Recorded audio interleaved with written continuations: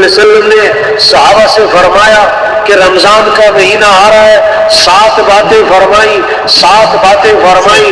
یہ 7 باتیں رمضان آنے سے پہلے پہلے ہر گھر میں ہو، ہر ذہن کی زبانوں پر ہو، گھروں میں تذکرے ہوں، بچے بڑے گھر والے دوست رشتے دار، یہ 7 باتیں فرمائیں۔ حضور صلی اللہ علیہ وسلم نے رمضان آنے سے پہلے فرمایا کہ دیکھو رمضان کا مہینہ آ رہا ہے، یہ برکت والا مہینہ ہے، برکت والا مہینہ ہے، برکتیں سمیٹنی ہے، برکتیں حاصل کرنی ہے، برکتیں جمع کرنی ہے، زندگی آسان ہوتی ہے جب برکتیں ہو، مال میں برکت ہو، وقت میں برکت ہو، زندگی میں برکت ہو۔ جب برکت ہوگی تھوڑے مال سے زیادہ کام، تھوڑے مال سے زیادہ کام، تھوڑے وقت میں زیادہ کام، تھوڑے وقت میں زیادہ کام، زندگی آسان ہو جائیں گی۔ یہ برکت والا مہینہ آ رہا ہے۔ اور دوسری بات فرمائی، اللہ پاک اپنے بندوں کی طرف متوجہ ہو جاتے ہیں۔ بندوں کو بھی چاہیے کہ اللہ کی طرف متوجہ ہو جائے، اللہ کی طرف متوجہ ہو جائے، اللہ بندوں کی طرف متوجہ ہو جاتے۔ تیسری بات، اللہ اپنی رحمت خاصہ نازل فرماتے۔ رمضان میں خاص رحمتوں کا نزول ہے، ان رحمتوں کو سمیٹ لو، ان رحمتوں کو جمع کر لو، ان رحمتوں سے زندگیاں خوبصورت بن جائیں گی۔ چوتھی بات، اللہ بندوں کی خطاؤں کو معاف فرماتے۔ یہ معافی مانگنے کا مہینہ آ رہا ہے، یہ معافی مانگنے کا مہینہ آ رہا ہے۔ اس لیے رمضان کے آخر میں شب قدر ہے، سب سے اونچا مہینہ رمضان ہے، سب سے اونچی رات شب قدر ہے۔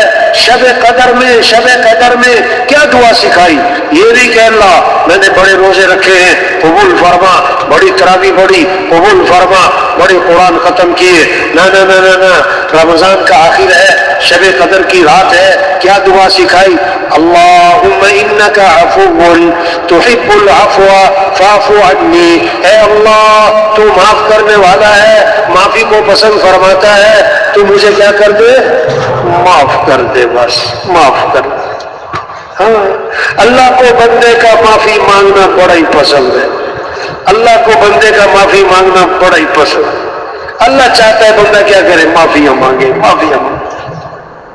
ہاں، پانچویں بات، اللہ بندوں کی دعاؤں کو قبول فرماتے۔ یہ مانگنے کا مہینہ ہے، اللہ سے مانگے۔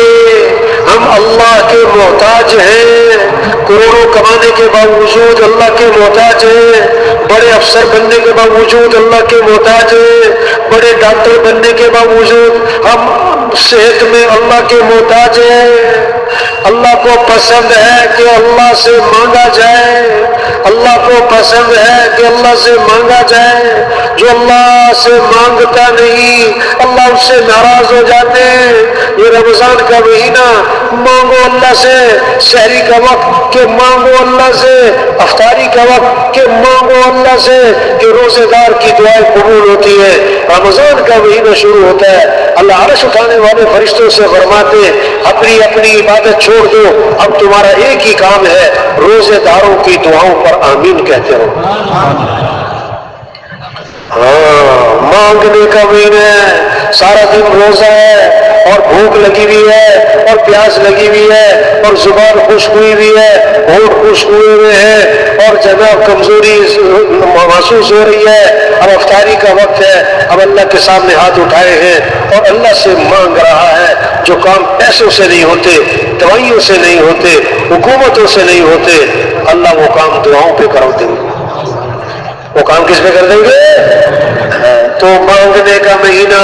چھٹی بات فرمائی اللہ فرشتوں کے سامنے فخر فرماتے کہ دیکھو میرا بندہ کہ دن میں روزہ رکھتا ہے اور رات کو میرے سامنے کھڑا ہوتا ہے۔ رمضان کے بارے میں 2 باتیں ہیں، دن میں روزہ رکھنا، رات کو قیام کرنا۔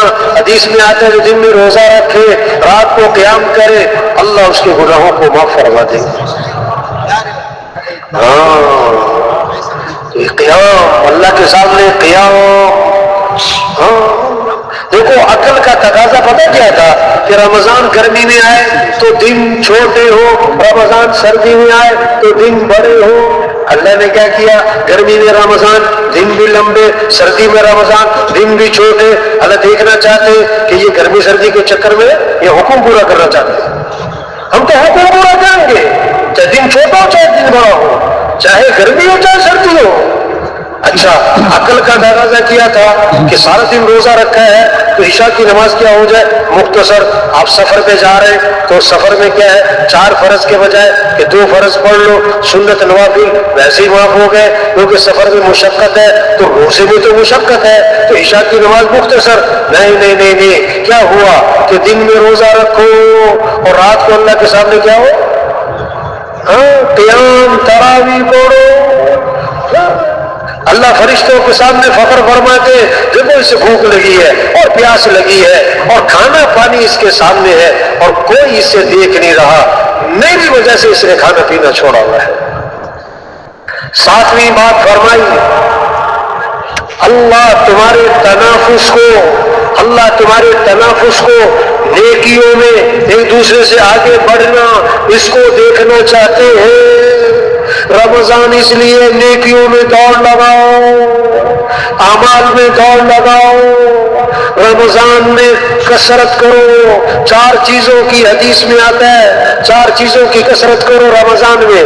ایک لا الہ الا اللہ، لا الہ الا اللہ، اس کی کثرت. دوسرا استغفار کی کثرت. تیسرا کہ اللہ میرا ٹھکانہ جنت بنا. چوتھا کہ اللہ مجھے جہنم سے بچا. رمضان میں کثرت اعمال کی. یہ رمضان اعمال کا مہینہ، یہ رمضان قرآن کا مہینہ، یہ رمضان ذکر کا مہینہ، یہ رمضان دعاؤں کا مہینہ، یہ رمضان نوافل کا مہینہ، یہ رمضان صدقہ خیرات. حضور صلی اللہ علیہ وسلم سخی تھے، جب آپ رمضان آتا تھا آپ کی سخاوت بڑھ جاتی تھی اور صحابی فرماتے چلنے والی ہوا تو ہر گھر میں داخل ہوتی، ہوا تو ہر آدمی کو محسوس ہوتی ہے، ہر آدمی کو فائدہ پہنچاتی ہے. صحابی فرماتے جب رمضان آتا تھا تو آپ کی سخاوت چلنے والی ہوا سے بھی زیادہ ہو جاتی تھی.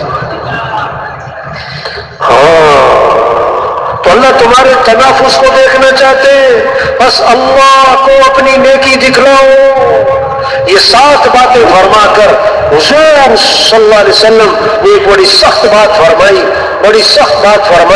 فرمایا بد نصیب ہے وہ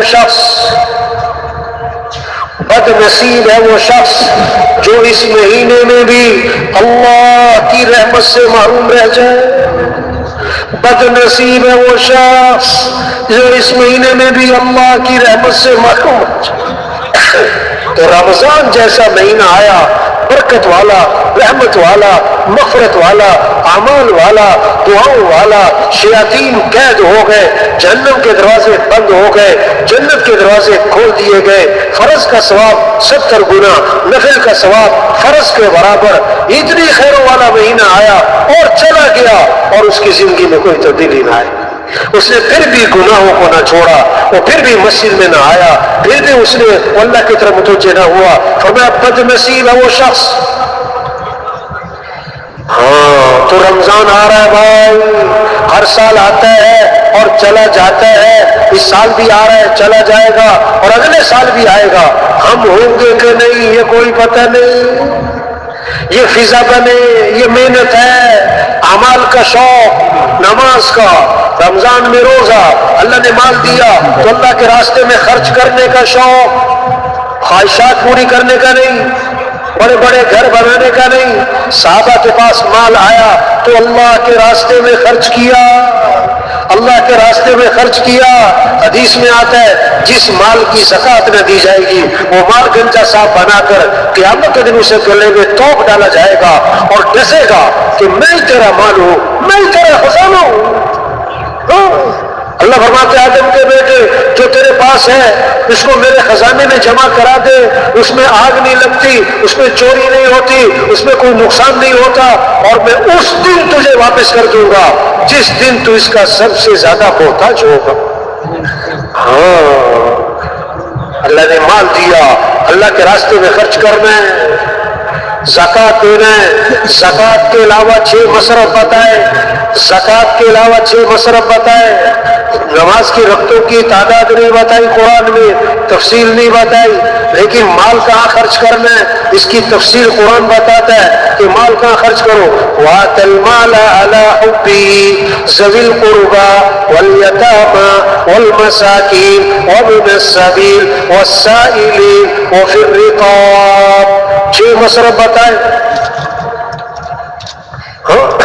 رشتہ داروں پہ خرچ کرو، یتیموں پہ خرچ کرو، مسکین ضرورت مند لوگوں پہ خرچ کرو، مسافروں پہ خرچ کرو، مانگنے والوں کو بھی مانگنے والے جو کمانے کے قابل نہیں ان کو بھی دو، گردنیں آزاد کرواؤ، کوئی مقروض ہے، کوئی جیل میں بے گناہ ہے، یہاں خرچ کرو۔ یہ 6 مصرف بتانے کے بعد فرمایا اقام الصلاۃ وآت الزکاۃ، نیکی کیا ہے؟ نماز بھی قائم کرنا ہے اور زکوٰۃ بھی دینا ہے۔ تو یہ جو 6 مصرف تھے یہ زکوٰۃ کے علاوہ تھے۔ شریعت کا یہ مزاج ہے، مالدار غریبوں کے پاس جائیں کہ ان پر خرچ کریں، یہ مزاج نہیں کہ غریب لوگ مالداروں کے پیچھے پھریں، وہ خود تلاش کریں مال کہاں خرچ کرنا ہے۔ اللہ نے مال دیا، بیت اللہ جائیں، حج پہ جائیں، آپ نے فرمایا جس پر حج فرض ہے وہ نہیں کرتا مجھے کوئی پرواہ نہیں، یا یہودی ہو کے مرے یا عیسائی ہو کر مرے، توبہ توبہ توبہ۔